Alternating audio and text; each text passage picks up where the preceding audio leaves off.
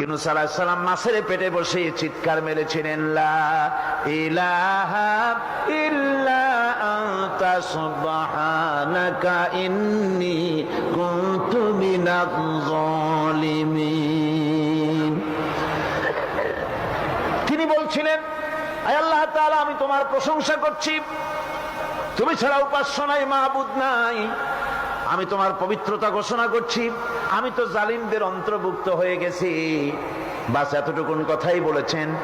আল্লাহ পাক বলছেন, ইউনূসের ডাক তো কেউ শোনে নাই, পানির মধ্যে কেউ শোনে নাই, জমিনের কেউ শোনে নাই, মহাশূন্যের কেউ শোনে নাই, কিন্তু মাছের পেটের ভেতরে থেকে গভীর অতল দরিয়ার তলদেশ থেকে মাছের পেটের ভিতরে বসে আমার ইউনূস যে ডাক দিল, ওই ডাক আমি আরশের মালিক আমি শুনতে পেয়েছি, আর সঙ্গে সঙ্গে জবাব দিয়েছি, ফাস্তাজাবনা লাহু ওয়া নাজ্জাইনাহু মিনাল গাম্মি ওয়া কাযালিকা নুজিল মুমিনিন।